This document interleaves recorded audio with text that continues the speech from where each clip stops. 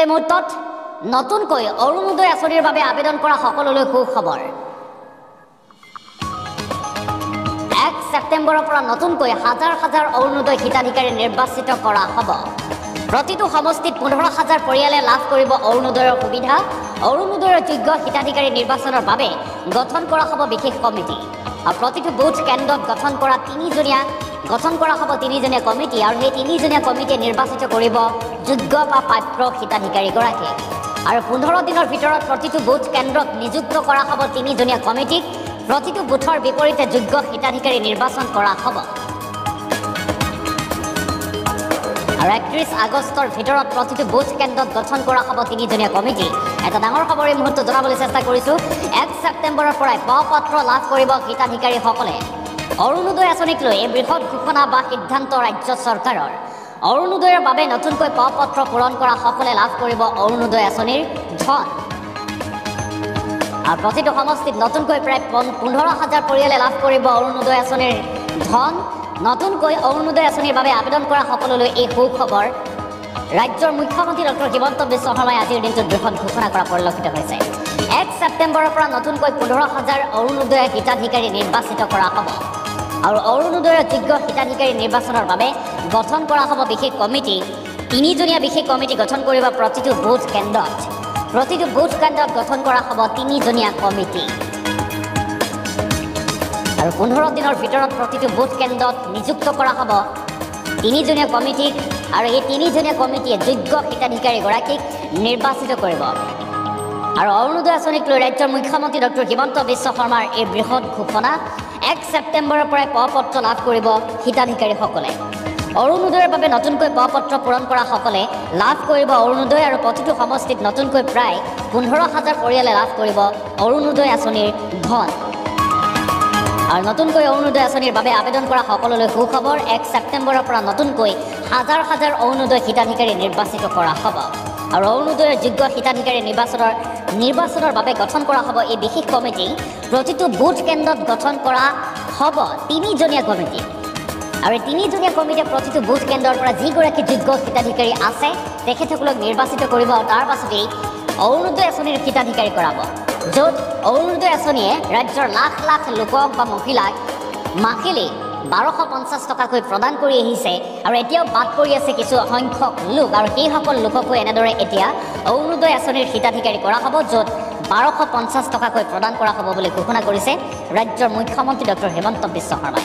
মন্তব্য আছে মুখ্যমন্ত্ৰীগৰাকীৰ, আমি সেই মন্তব্য আগবঢ়োৱাৰ চেষ্টা কৰিম।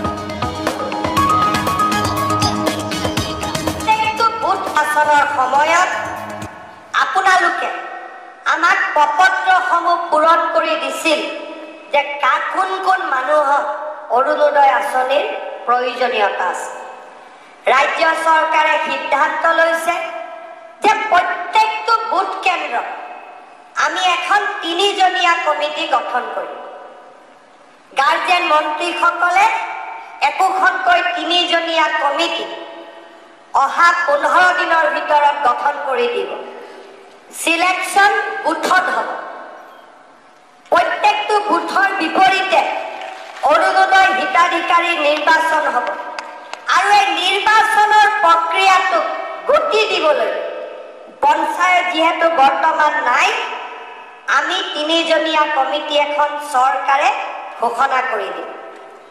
মই অনুৰোধ কৰিম আমাৰ গাৰ্জেন মন্ত্ৰীসকলক যাতে প্ৰত্যেকটো বুথতে তিনিজনীয়া কমিটি এখন অহা আগষ্ট মাহৰ 31 তাৰিখৰ আগতে গঠন কৰি দিয়ে, যাতে ছেপ্টেম্বৰৰ 1 তাৰিখৰ পৰা যিসকলে আমাক প্ৰ-পত্ৰ পূৰণ কৰি দিছিলে তেওঁলোকক যাতে দলৰ প্ৰ-পত্ৰৰ সলনি আমি চৰকাৰৰ প্ৰ-পত্ৰখন তুলি দিব পাৰোঁ।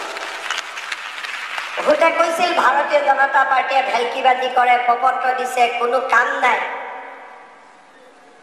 আমি ৰাজনীতি কৰোঁ এটা মৰ্যাদাৰ ভিত্তিত। আমি যদি কাৰোবাৰ ঘৰত গৈছিলোঁ তেওঁক ন্যায় দিয়াটো আমাৰ দায়িত্ব। আমাৰ ওপৰত যি আশা আৰু আকাংক্ষা আছে সেই আশা আৰু আকাংক্ষাক বাস্তৱত ৰূপায়িত কৰাৰ আমাৰ দায়িত্ব আছে। তিনিজনীয়া কমিটিখন হ'ব। আৰু অৰুণোদয় আঁচনিৰ পুৰ আমি পৰিৱৰ্তন কৰিব লাগে সেই অধিকাৰো আমাৰ লগত থাকিব। পুৰণাকো আমি পৰিৱৰ্তন কৰিব পাৰিম, আমি নতুনকো দিব পাৰিম, মাত্ৰ মানুহজনে আমাৰ মানদণ্ডৰ ভিতৰত পৰিয়ালটো থাকিব লাগে। কাৰোবাৰ ঘৰত গাড়ী আছে, কাৰোবাৰ ঘৰত চাকৰি আছে, তাক আমি এই ধৰণৰ বিশেষ সুবিধা দিয়াৰ প্ৰয়োজন নাই।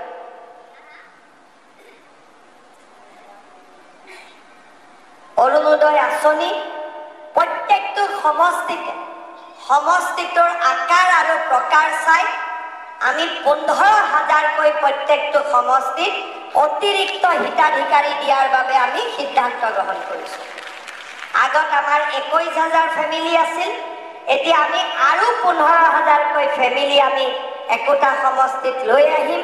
35,000 36,000 ফেমিলিক আমি সুবিধা দিব পাৰিম। ইমান ডাঙৰ আঁচনি আজি কোনেও কৰিব পৰা নাই। নিৰ্বাচনৰ সময়ত আপোনালোকে আমাক প্ৰপত্ৰসমূহ পূৰণ কৰি দিছিল যে কোন কোন মানুহক অৰুণোদয় আঁচনিৰ প্ৰয়োজনীয়তা আছে।